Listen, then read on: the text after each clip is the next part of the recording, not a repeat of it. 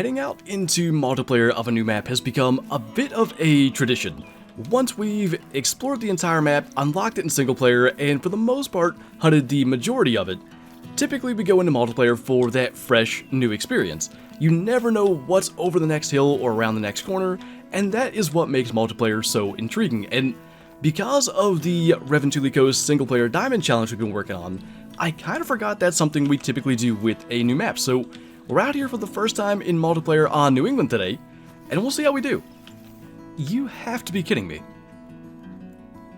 Well, this is a part of the allure of multiplayer. You never know what you're gonna run into. A piebald cow moose. We just went to Medved Taiga on our moose grind, shot a piebald cow moose, and sorta halfway accidentally didn't tax it. I just didn't think about taxing it in the moment. We actually, even in early access, shot one here on the New England mountains and of course couldn't actually tax it. So this one I'm sure we will.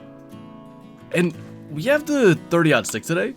I just like how it looks with the camouflage pattern on it. I even put the camo on the front sight, but what I'd love to do then is go ahead and alert it and try to get that frontal heart shot. Now, it's a little less kind of realistic to do this than perhaps, you know, call it and get that, but sadly we don't have the caller with us today, so I guess we'll have to make do. The bull sees us, now we have her standing up. Pretty cool to see that on this map as well. I do think with the new moose models, the piebald is like the best looking rare. That'll be our heart shot, so we're 1 for 1. One multiplayer New England Mountains kill, 1 trophy, but we'll see if that can continue. The melanistic moose you can't see that well. They do look really cool, but it's hard to notice it. And the albinos, I really like them, but there's something about the kind of fluffier approach, I guess, to the piebalds that really just sell, you know, like a cold weather species, which I guess they're not always cold weather, but often they can be. That is pretty sweet. Heart shot at 61.61 meters, oddly enough. We'll go ahead and tax that, and we'll see where we go from here. That's got to be a good sign. You know, this is kind of neat to see. We've got Goldeneye and Mallard just kind of together, and it may seem like a fluke, but it's also happening over here. We've got a female Goldeneye in there, actually a couple of them, and then the Mallards over there as well. I wonder if that is a thing where flocks kind of intermingle. In the Hunter Classic, you can get flocks of multiple different species of ducks. Is that one different? I don't think so. I think it's just the angle. We'll just pick the one with the best estimate, which is probably that guy. We'll just go ahead and get him with the 22, or try. There, I thought would be some whitetail drink around here, but no such luck there. The whole piebald moose thing right at the start kind of threw me off, because what I'd like to do is spend some time in bobcat territory. That is the only air quotes new species that we don't have a diamond of from this map. We got the diamond green winged teal, and again, I've said many times, the bobcat on this map are identical to the Mexican bobcat on Rancho in everything but name, but that's the same case for puma and mountain lion, and I treated mountain lion as a new species, so we'll do the same here. That is quite the pose. Nice little 963 scoring silver, but I do find a fair number of bobcats in these mountains, so we'll do that and probably swing down across to the river eventually, maybe when we get to moose drink time, just to see what we can encounter down there. And I mean, that's not exactly what we're looking for, but we'll go ahead and take a bobcat on our way down through. We've kind of had to redirect a little bit, just because I'm thinking maybe a lot of this server is newer players. Everybody's closer to like the starting outpost. So we're going to work our way down through kind of to the south, and eventually we'll still run into the river, and frankly, it's 11:30. We should beat a moose drink time regardless of when we hit the water, and I think that'll kind of work. As for this, just a gray fur type. I thought it looked darker than that. Could be that female bobcats have a little bit of a different coloration to them. I doubt it, but I really felt like gray is usually lighter than that. So as it turns out, we are getting down here maybe just at the very end of whitetail drink time, because these guys are seemingly just leaving their drink zone. We'll go ahead and get that guy, and just to kind of further explain the plan and the reason that I wanted to run along the rivers for moose, but also hoping to maybe run into bobcats. When you get to an area kind of like this actually, you have the potential to maybe stumble into tracks where animals are crossing the river, because of course they can't just cross anywhere. It has to be in an area that's shallow enough. And I'm not going to say that this necessarily will be a crossing area. I don't see anything other than whitetail tracks.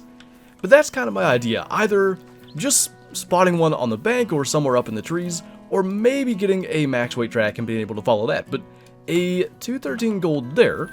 It is now 12:23, so we should be starting to see moose drinking as well. And like I said, I'm hoping to maybe find an opportunity or two at bobcats in that way. And that is at least kind of what we're after. 216 to 270, kind of an odd looking one.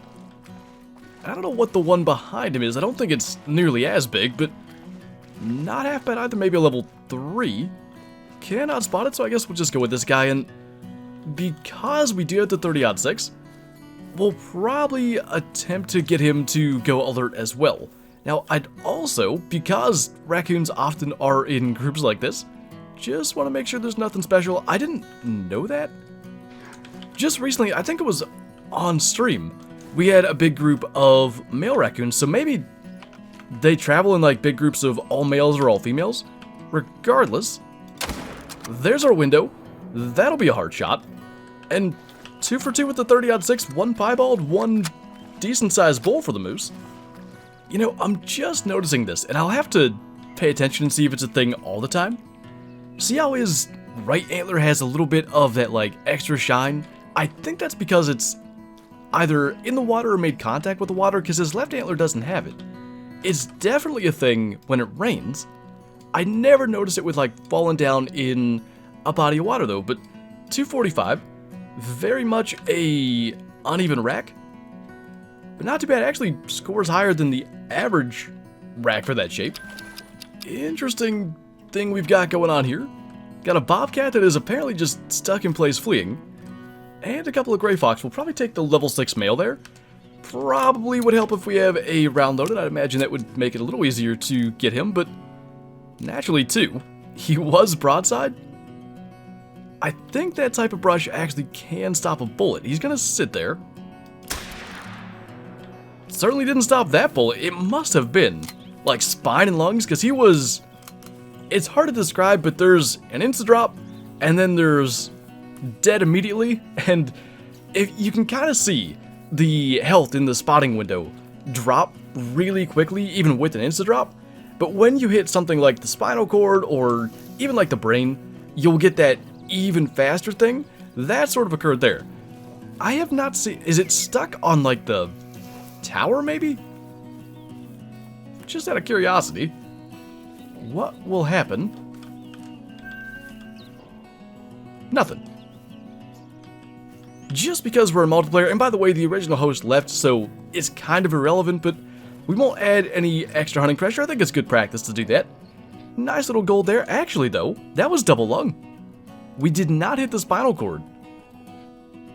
Kind of shows just how powerful that 243 handgun is to have that effect that I mentioned that typically does happen with like a spinal cord, heart, brain type of hit. Pretty impressive. I mean, one thing's for sure, we are certainly encountering plenty of predator species along the river. It's just been that we've not found the specific one that we want, and that was, I think, 2 lung shots on that black bear. Still, you know, apparently that's possible. With the moose animation changes and stuff, you can't really do that the same way that you used to be able to. And at some stage here, we are going to get back to the black bear Great One grind, and knowing that we'll be able to make those shots, and sometimes that's pretty relevant when a bear runs by you. That's at least good to know. This guy was a dark fur type 20.2 score, and actually double lung and then double lung heart. Not half bad. Maybe we gotta bring the 30-06 sometimes. You know, this continues to be another thing. The bobwhite quail now have males making diamond instead of females, and I have no idea which we're shooting at. I would have loved to have spotted them, but it just was not possible. And we've got a female diamond quail. I'd like to get a male. Kind of for 2 reasons. I don't think we're going to do the multi-mount with the moose and the quail, but if we ever were to do it, let's say with like a great one moose and, I don't know, a really nice male diamond quail, I would just like to have it to be able to do that, because the multi-mount does require a male. The other reason is, it's just, now it's a thing. Not quite in the same way that, you know, I'm considering a bobcat a new species, but it's something we don't have. It was never possible before, and now it is, and if we have the opportunity to run into a level 3 male quail, it'd be cool to take it out and get a diamond from it. I just want to point this out because I didn't know it was a thing on this map, and it actually is listed.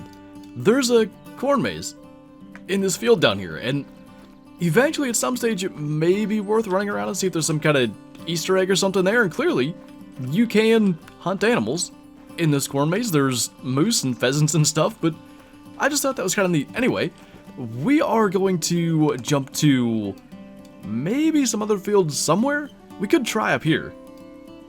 This is where we had the troll level 9 bobcat in early access. Maybe we can find one male bobcat. Been a struggle today, and we'll probably head back to the trophy lodge with our piebald cow moose regardless of what we do find up here.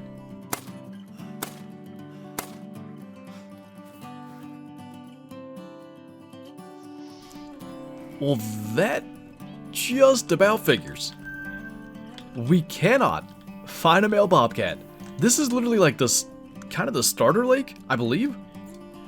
I think this is the starter outpost, and then this is like the nearest lake, and we've got a little piebald buck here. What just a weird hunt this has been. Drop that guy with the 30-06, and that's probably going to be our last harvest, provided that there's not like a level 3 or something hiding over on that other end. Just beginning and ending, bookending this hunt with a couple of piebalds looking for just a male bobcat, and we've been unable to do it this entire time. Just a bizarre hunt out here on New England mountains, but the allure of multiplayer certainly got shown here today. I mean, again, this being like a lake that you would visit early on, and it could always happen in single player as well, but it's that concept of like, in single player, you see all the deer there, maybe you shoot 2, and the next time you go there, there may be 2 new ones. In multiplayer, every deer that's there is going to be new to you, and it's always just a little bit more intriguing as you approach places like this. But a 132 scoring silver, obviously not all that special, but cool to get a piebald buck as well on top of the piebald cow moose. We'll go ahead and tax that. Take a quick look in the inspect view. It's got the kind of straight line main beams that don't really curl around that much, but not too bad. We have seen, I think, all 3 of the different rares with these new models. We had the albino doe in early access, of course the big melanistic buck on single player here, and the piebald. We've had a couple in early access and now one here in the live game as well. That's pretty cool. Gotta say as well, worked out rather nicely that we had a couple of empty spaces for these 2 piebalds.